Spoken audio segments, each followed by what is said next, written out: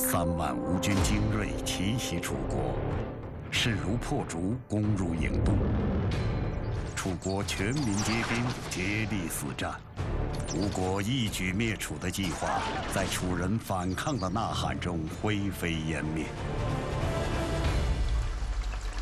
楚国在惊涛骇浪中逃过了灭顶之灾，而只知进不知退的吴国，由骤兴到灭亡，如同昙花一现。楚威王的成功让楚国登上了盛世顶峰。然而，产生畸变的政治制度，如同狂风，能瞬间吹落所有的繁华。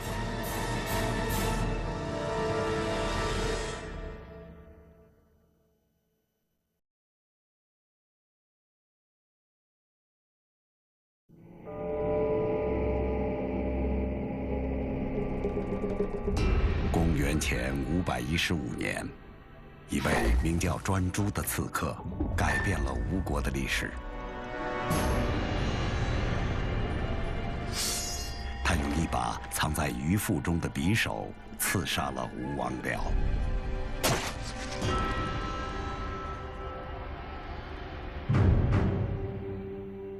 策划这场刺杀的，正是从楚国逃来的伍子胥。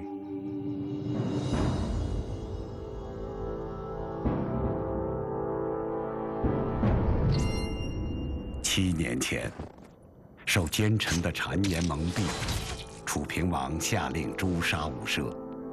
在楚国兴盛绵延了数百年的伍氏家族遭遇灭顶之灾，唯有伍奢的儿子伍子胥幸免。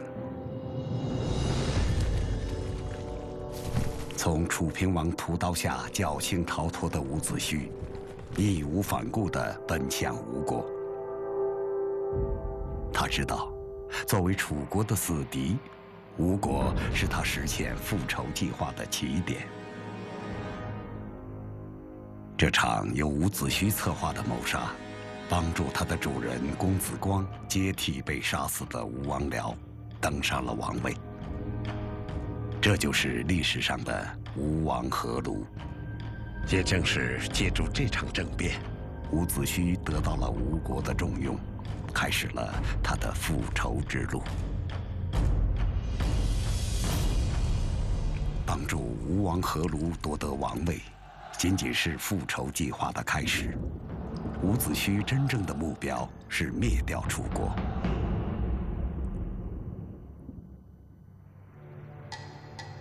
刚一上任，伍子胥就急不可待地向吴王阖庐献上了皮楚之计。伍子胥建议吴王把军队分成3部分，每次出一师以击楚。如此轮番去扰楚，楚国只会疲于应付，下不了决心来伐吴。这样，持续的骚扰战可以有效地削弱楚国国力。等楚国国力消耗得差不多了，吴国再以3军攻之，胜券自然在握。此时，伍子胥的仇人楚平王已经去世，楚昭王即位。这位不幸的国王一上任就遇到无岁不有无师的局面。吴国连续出战，声东击西，在水陆2线多次袭击楚军，使楚军疲于奔命。在骚扰楚国的同时，伍子胥日夜操练吴军，在他的指导下，吴人的军事技术迅速达到天下一流。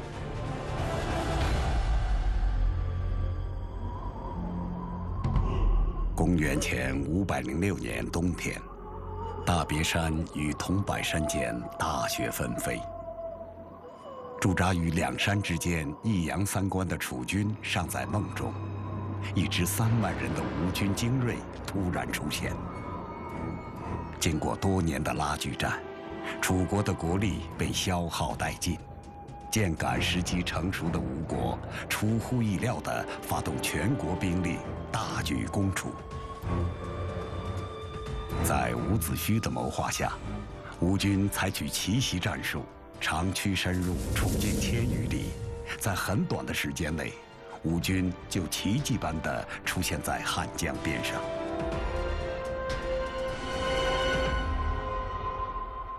楚国军队的失利从汉江边与吴军的大战开始。吴军5战5胜，势如破竹，不堪一击的楚军接连败退。当国都城外荡起滚滚烟尘，在吴军越来越近的马蹄声中，楚昭王逃离了郢都。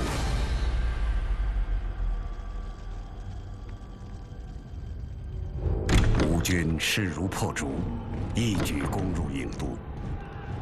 16年前，从楚国仓皇逃离的伍子胥，重新踏上故土。这一次，他的身后带着吴国的浩荡军队，从王城大门跃马而过。伍子胥一路冲进了郢都。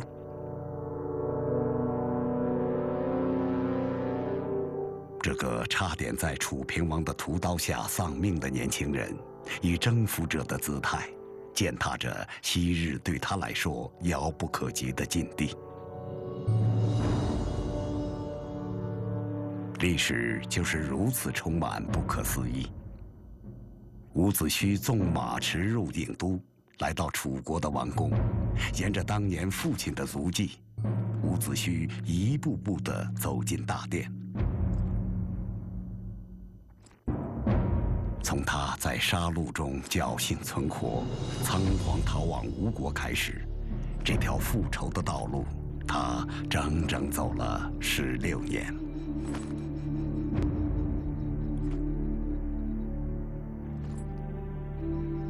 这么多年来，伍子胥从没有踏实的睡过。亲人们痛苦的哀嚎不止一次地在他的耳边回响。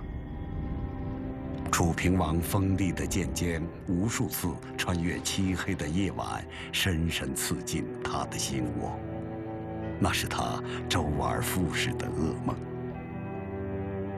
楚王用剑破碎了他的家庭，如今他也要用剑破碎楚王的疆土。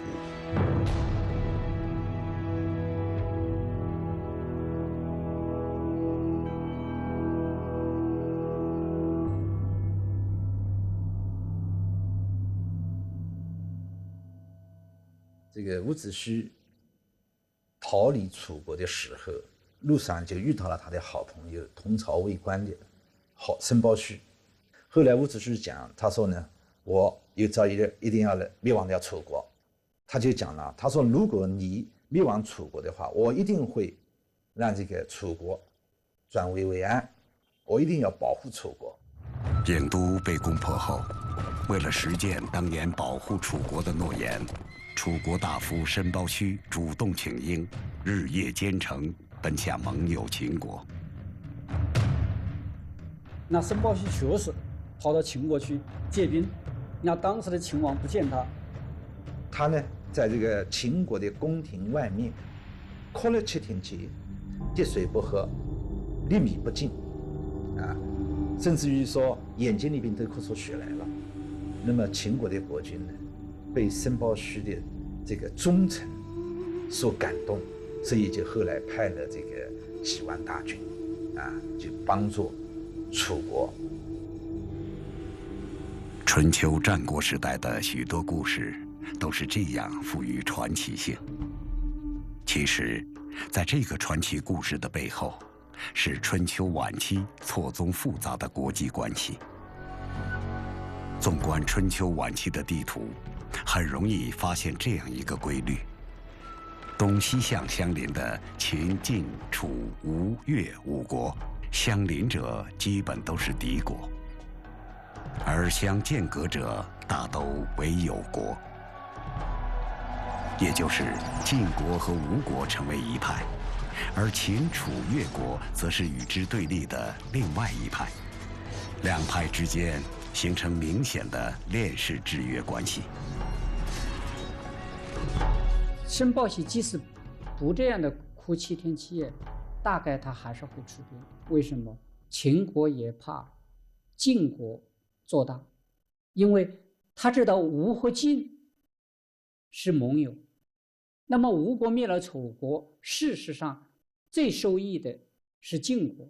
晋国一大，晋国是秦的近邻，必定威胁到秦国。所以在这个时候，秦国想到该出手了，不然的话将后患无穷。国都沦陷，点燃了楚国各个阶层的爱国热情。在危急时刻，楚国上下团结起来，爆发出巨大的力量。原本就尚武的楚人全民皆兵，竭力四战。秦国援兵的到来，更是重振了楚军的士气。楚军与吴军开始相持不下。伍子胥设计的突袭战，至此演变成了持久战。吴国毕竟国力有限，不利持久。随着战争的延长，吴国后勤补给不足的弱点暴露无遗。终于，吴师入营不到10个月，吴国一举灭楚的计划，在楚人反抗的呐喊中灰飞烟灭。吴军撤退，楚国幸存了下来，但他终究还是失去了往日的辉煌。楚昭王回到了残破不堪的王宫。这座伫立在殿上的大鼎，曾经是楚国荣耀的象征，如今却刻满耻辱。只有与昔日的荣耀与功勋彻底决绝，楚国才能赢得新生。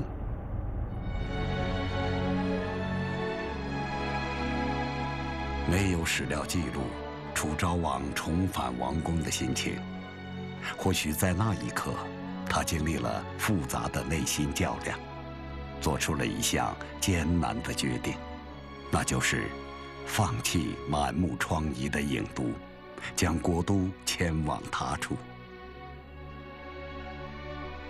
吴军入营这个事件，应该讲是几百年以来楚国所遭受到的最沉重的打击。但是这个事情，坏事有的时候啊，可能也会变成一个好事。楚国的统治者从中就吸取了教训，所以楚昭王在秦国的帮助下面复国以后，他就采取了很多关心爱护老百姓啊，还有一个很重要的，就是说要消除政治上的腐败。后来，楚人在今天的江陵一带建起了一个新的都城，这就是今天我们所熟知的济南城。在楚国，凡是有王宫的地方都被称为郢，冠以地名，以资识别。因为这座都城位于灾地，所以叫做灾郢。出于习惯，楚人仍然简称这个新的国都为郢都。20世纪60、70年代，人们在济南城附近修建水利设施时，发现了一座巨大的墓葬。在主冢西侧，考古队员发现了一座长132米、宽12米的车马坑。这是迄今发现的最大的战国时期车马坑。43辆马车及164匹战马，这个超级豪华的仪仗车队，向我们展示着墓主人当年的宏大气魄。最令人震惊的是，在车马坑内，人们发现了3乘6马驾车。就是说，这个是在《周礼》上面啊，还有其他的古代文献中都记载，就是只有天子才能够出行，才能用6匹马来驾一个车。湖北江陵从它的规模、从它的档次来说，应该是一个楚王墓是应该没有问题。经过科学测定啊，这个大墓的大致年限呢是公元前476年到公元前400年前后，也就是说，墓主人很可能是楚惠王。除了与陕西秦始皇兵马俑相媲美的车马坑外，人们还在众多陪葬墓中发现了大量精美的玉器。这一件件玉龙、玉璧、玉环，向后人讲述着昭惠时代楚国又一次重现了物质的辉煌。从摧毁殆尽的旧营，到气势恢宏的亡灵，楚国在吴师入营后如此迅速的自我修复，是如何奇迹般完成的呢？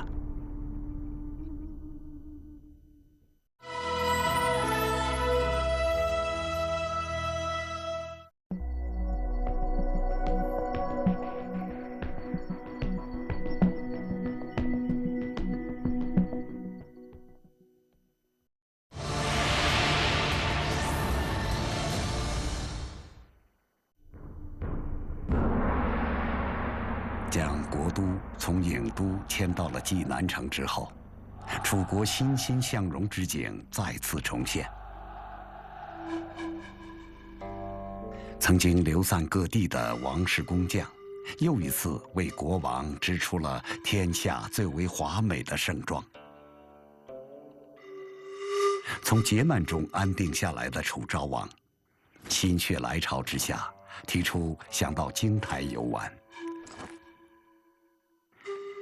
国家尚未从浩劫中复苏，身为楚王，又怎能如此沉迷于玩乐？诏书一下，朝中群臣纷纷反对。然而，楚昭王却执意出行。新的宫殿早已在地平线上重新耸立，以恢宏的气势赞美着楚昭王的功绩。前往济南城的道路上，每天都有数不清的马车从远方驰骋而来，车上载着争先恐后前来见识济南城繁华的各国使臣。如此盛世，身为一国之君，为何不能出游美景之地？令楚昭王意外的是，群臣之首令尹子熙不仅没有反对，还为昭王精心准备了一份大礼。准备出行的楚昭王等来了这份礼物。令尹子熙送来的，正是当年他在旧都大殿中折断的那把残剑。郢都沦陷，楚国几近覆亡，子熙的告诫不言而喻。以残剑相赠，子熙用心良苦之举，让昭王恍然大悟。众臣的反对并非小题大做的非议，而是推心置腹的告诫。昭王最终放弃了出游的打算，从此他潜滋暗长的奢靡之心荡然无存。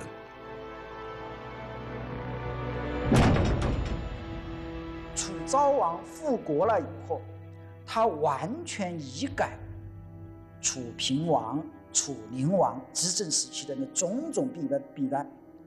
楚灵王是五弟兄，这五弟兄就是为了争夺王位，相互的杀戮，所以最后呢，这个招致了这个吴师如饮的这样一个悲剧。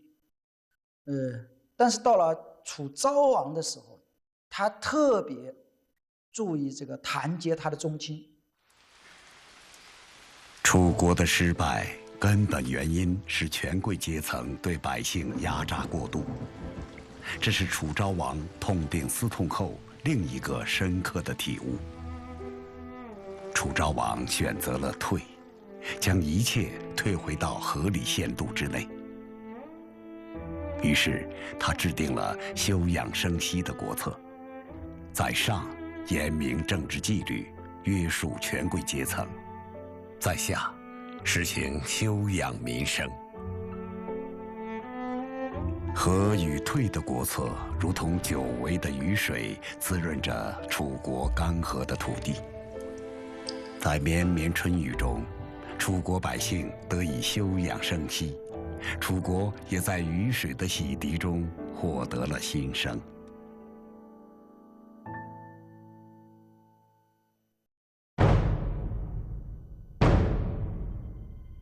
从濒临亡国的危难中复苏，楚国国力渐充。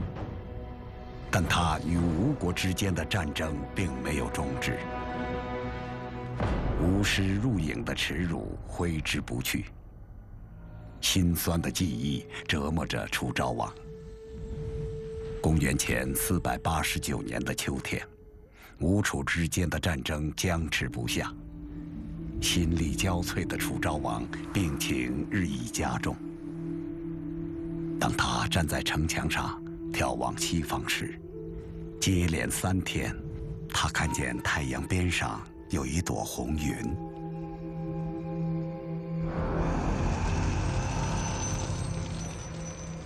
巫风盛行的楚国，在遇到各种特殊的自然现象时，首先想到的是占卜。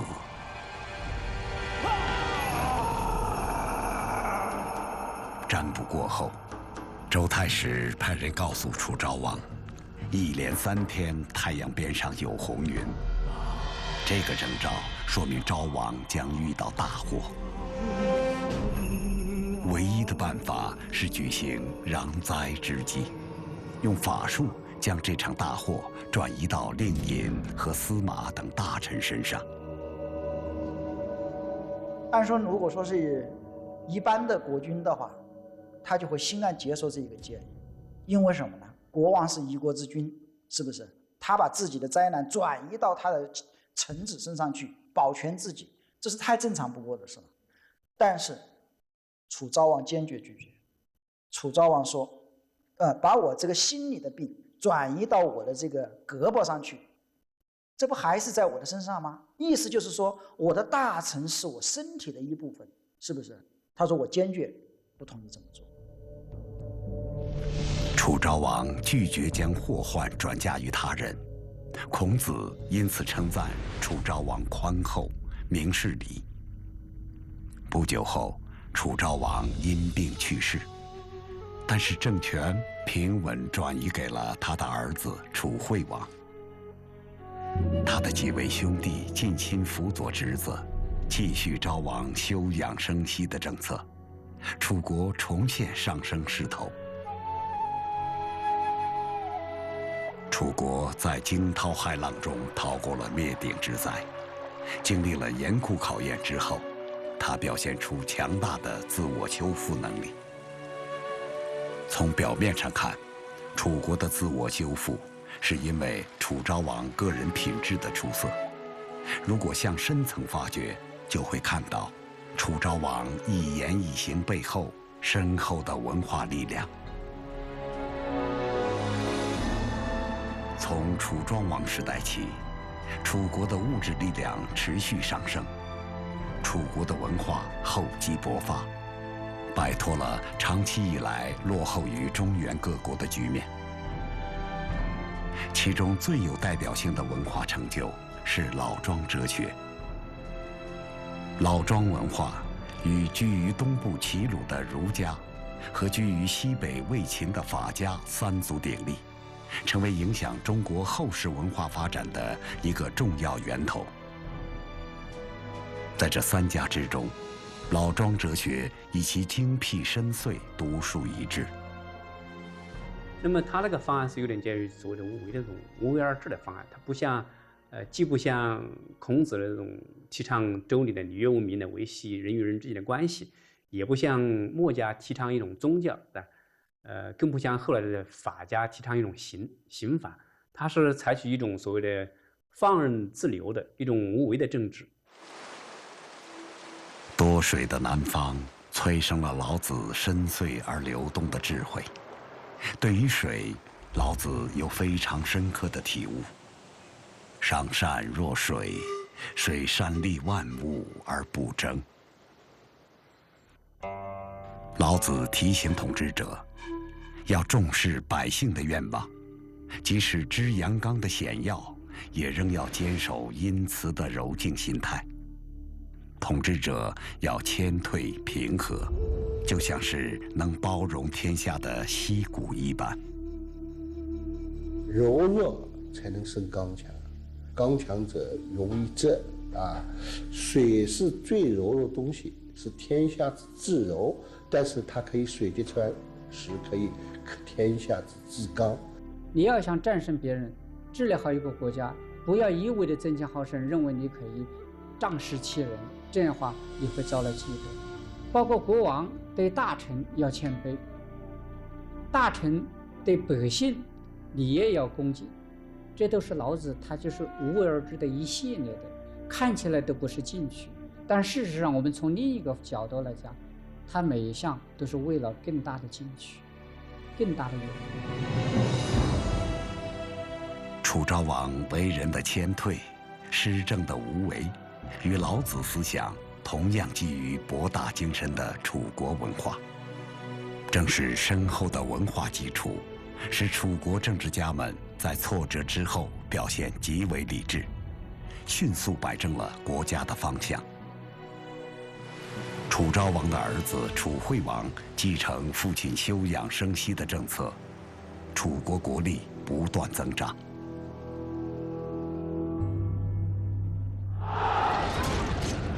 公元前476年，越国起兵攻打吴国，历史再次重演。后发的蛮夷战胜了先发的蛮夷，吴国没能像楚国那样扛住身边另一个蛮夷之国的打击。由纣兴到灭亡，吴国如同昙花一现。追根溯源，是因为他缺乏像楚国那样深厚的文化力量。战胜楚国之后，吴人更是志得意满，停止了进一步中原化的脚步。吴王夫差就曾经大言不惭地说：“我们是纹身的蛮夷之人，不值得用理智来要求。”没有深厚的文化，就意味着吴人只知进不知退，只知放任自己的野心，不懂得留有余地。很快，这个强国在短暂称霸后，就迅速消失在历史中。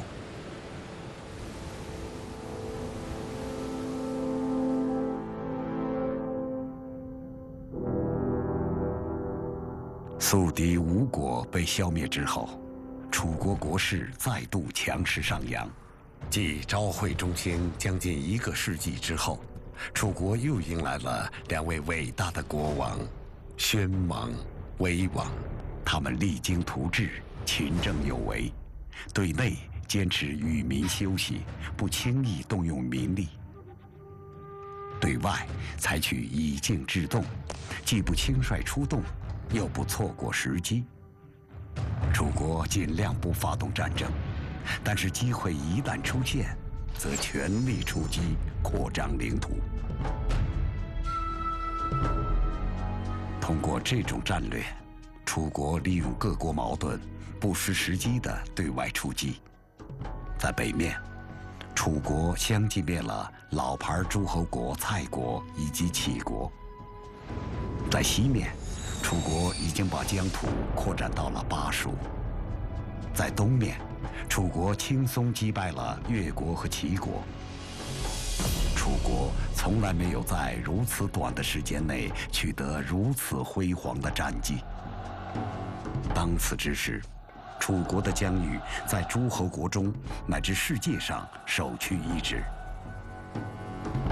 到楚怀王执政前期，也就是公元前323年，亚历山大大帝去世，他用武力拼凑起来的庞大帝国迅速瓦解。由此，楚国一跃成为世界第1大国。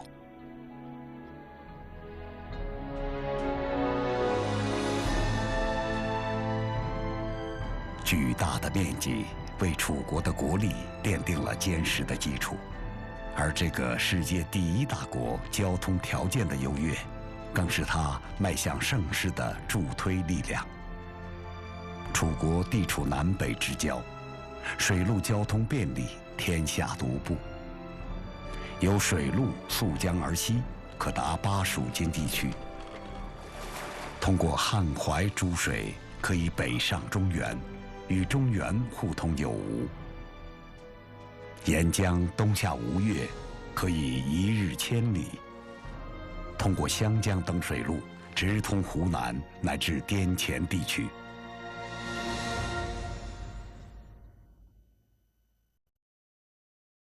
1957年，鄂军气节在安徽寿县被发掘出土。这是怀王颁发给鄂军旗用于水路运输货物的免税通行证。根据鄂军旗节上的文字记载，当时水路运输动用多达150艘船，并且一年能往返1次，可见楚怀王时期商业贸易规模之大。在楚国贵族墓葬中，考古学家经常会发现一种被称为蜻蜓眼的玻璃珠，它们胎色或绛黑，或赭红，或石绿，上面有蓝白相间的眼珠纹，充满了浓郁的异域气息。中国传统的玻璃来说是铅钡，它这个成分主要是钠钙，钠钙就是玻璃的主要的成分了。这个跟中国传统的不一样了。我特别说到他点的那个蓝彩钴，那个是中国绝对没有的，这2个都没有，那就这个就是说，而且在埃及发现的同类型形制和纹饰都一样的，应该来说是属于那边传过来的。人们通常认为，中西文化交流是从公元前138年汉武帝派遣张骞出使西域开始的。广为人知的丝绸之路在那之后才被打通。其实，早于张骞大约4个世纪，楚国就已经开辟了中西文化交流的道路。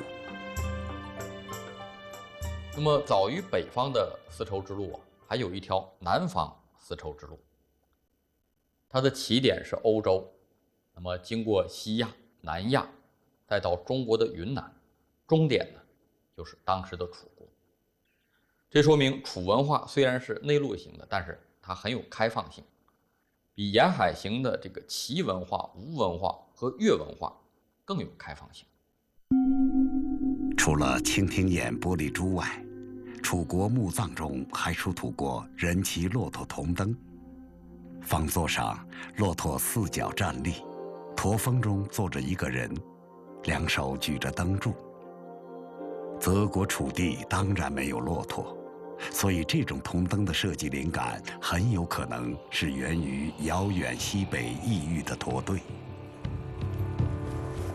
正是通过南方丝绸之路，楚国与西域进行着密切的商贸往来和文化交流。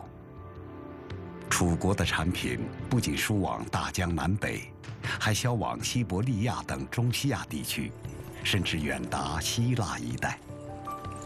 楚国商人足迹之广，楚国经济开放程度之深，由此可见一斑。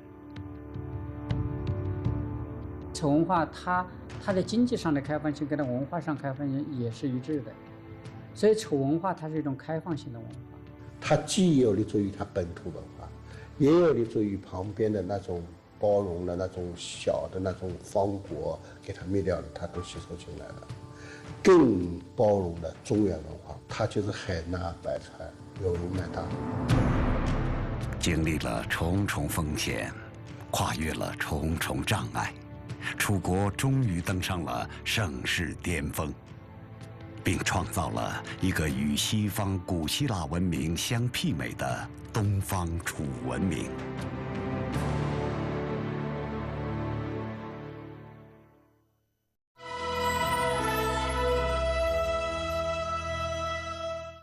筚路蓝缕，一气山林，星星之火照亮江汉大地。卓越的民族情怀成就楚国雄图霸业。然而，浪漫的文明终究无法撼动残酷的历史。楚国盛世光芒散去，繁华落尽，历史进入一个新的轮回。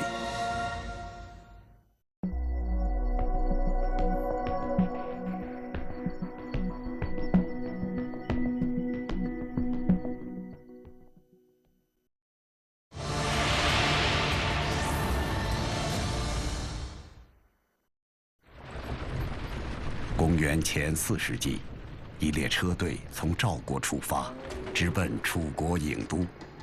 主车上坐着战国史上赫赫有名的外交家苏秦。今天，他要到楚国来拜访楚威王，说服楚国加入对抗秦国的6国联盟。经过多日奔波，苏秦的车队终于抵达了郢都。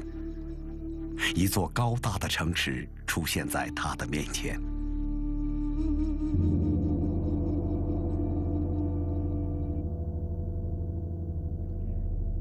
2000年时光流逝，楚国郢都如今已是一片空旷。那些豪华的宫殿在时间中不堪一击，只留下一些残存的建筑遗迹。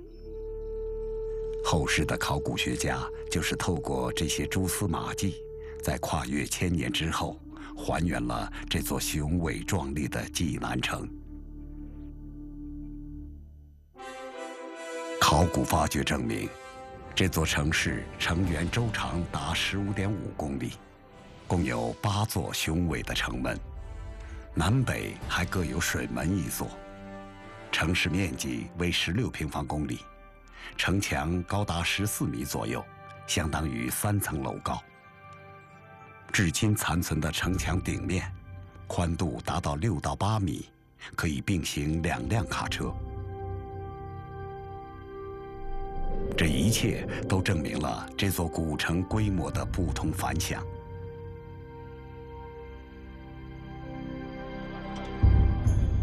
第一次来到楚国郢都，苏秦就被这座城市的繁华热闹震惊。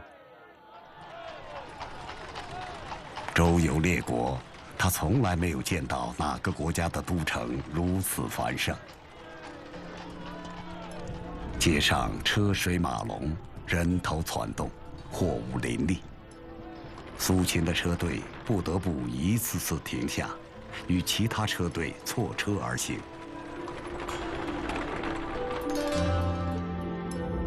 20世纪80年代，考古学家在城里发现了市民生活区、商业区、作坊区遗址。此外，城内还发现了400多口水井。济南城极盛时有6万人家，人口30万左右。在先秦时代，这样的人口规模说明它是一座超级城市。还没有从郢都街道的繁华中回过神来，苏秦的车队就已经驶入了城市中央的楚王宫殿区。这是一座苏秦从来没有见过的高大建筑，它高堂碎宇，体积庞大，台基上2人才能环抱的柱子，显然是从深山中采伐来的1000年古树。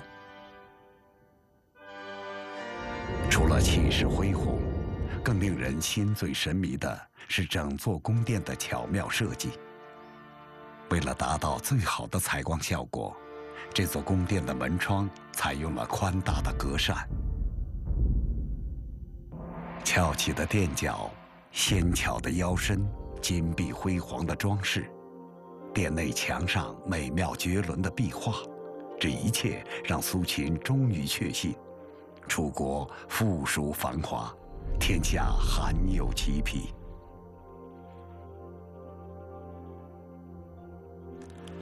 除了繁华外，楚国文化的独特个性也令苏秦印象强烈。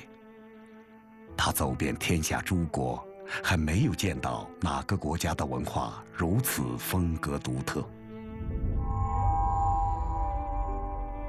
楚人的浪漫情怀和超乎寻常的想象力，在楚墓中出土的镇墓兽身上体现得淋漓尽致。这种用来守护墓主、镇墓辟邪的冥器，构思绝诡奇特，充满了浪漫的神秘美感。和中原人崇拜龙不同，楚国人对凤有着异乎寻常的崇拜之情。楚墓中出土的虎座凤架骨，虎仰首蹲伏，凤高大轩昂，立于虎背。楚人崇凤贬虎的风尚一目了然。你跟其他国家的文字比起来呢，楚文字的字体呢更修长，仰首伸脚，笔画呢也更富于变化，有很多的波折，很多的弯曲，所以每个字看起来都像鸟那样灵活飞动。因此呢，后人把这类楚文字称为鸟书。楚墓中出土的文物体现了鸟书的演变过程，从早期初见雏形发展到更典型极致的阶段，鸟的头身尾爪已经出现。可以说，鸟书展示了楚人的奇诡想象和浪漫情怀。文明它是越成熟，实际上它是越僵化，而这种僵化都是需要有人打破的。往往的就是刚刚说这个南方这些楚人，这些蛮夷之区的人呢，他呢既去掌握了他这种理智的精髓，同时呢又能够利用自己的这种，我们倒不能说放荡不羁，但是他起码呢不被他给约束，来敢于突破。而文化的发展过程，或者我们今天所说的整体的社会改革和社会进步，都是一个不断的这个吸收传统，这个突破传统，然后再形成自己的这样一个过程。战国晚期，随着兼并战争愈演愈烈，中国大地上只剩下了7个主要国家：秦、楚、齐、魏、赵、韩、燕。极盛期的楚国实力强大，但是突然崛起的秦国开始显露后来居上之势。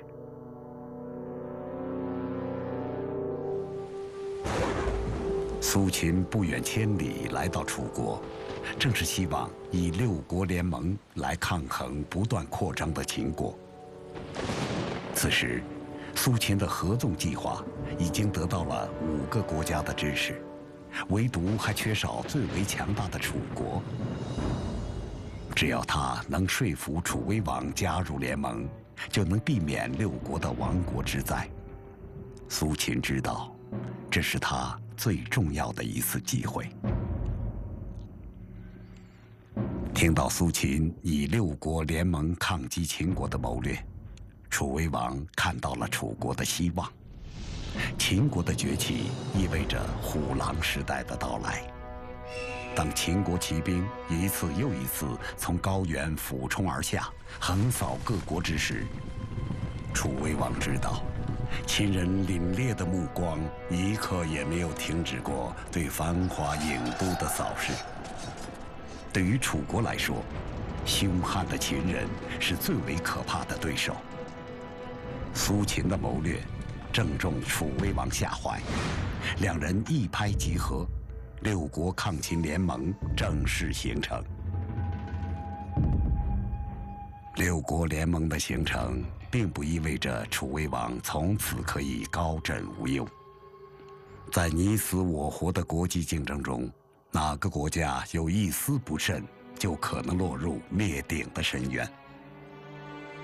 很不幸，楚国在极盛之时，逐渐暴露出政治上一个重大的隐患。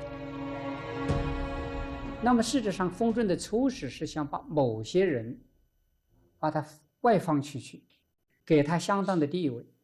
事实上，这样的减轻了朝廷的一些负担。另外，当时是认为是可控的，但是久而久之，封准越来越多。到后来战国晚期，楚国的封准大概有名有姓的有60多个。那么这些封镇实际上就变成了一种地方势力，像后来的不太恰当的，比如叫藩镇割据一样，你失控了，它尾大不掉。楚国封君的现象愈演愈烈，这些封君占据了国内最丰裕的土地，在封土内为所欲为，不听国王号令。贵族集团过度膨胀，让楚威王深感忧虑。虽然国家达到极盛，楚威王依然保持着理智的头脑。他比谁都清楚，楚国的贵族对个人利益的追逐，已经代替了他们对国家的责任。之前一代代君王辛苦积累的优势，正在逐渐流失。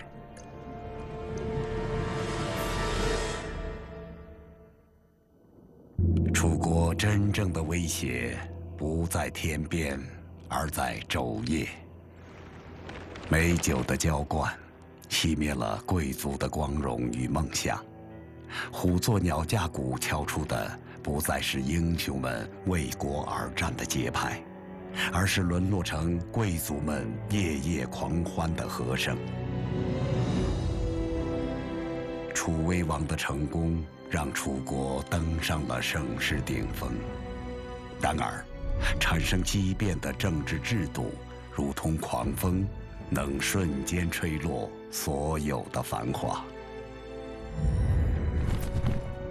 楚威王一生浴血奋战，铁马冰河，却依然无法挽住楚国坠向深渊的车轮。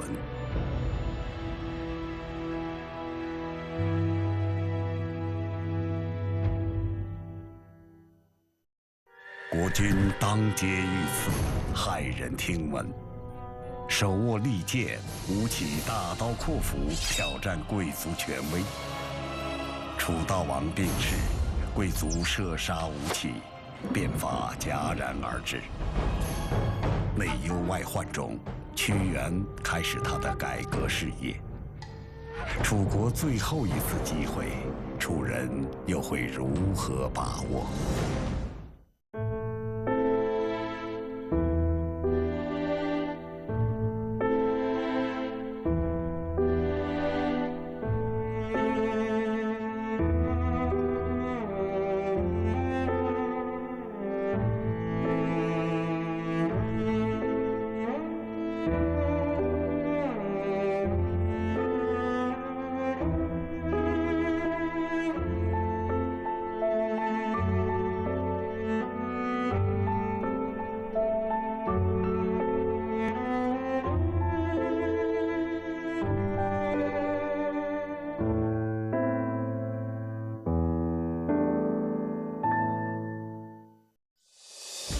？300多个日夜横穿亚欧大陆，4000米海拔差异足迹遍布半个地球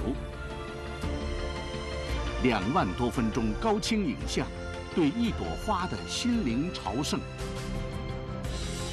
文献、传说、民族、科学，第一次全面解读国民之花牡丹的传奇。纳粹余党逃亡全球，法德平民联手追捕里昂屠夫，以色列特工南美缉拿集中营狂魔，曝光、诉讼、绑架、暗杀，他们是身怀绝技的纳粹猎人，锲而不舍的正义战士，让最后的纳粹认罪伏法。央视纪录频道，追捕纳粹的人。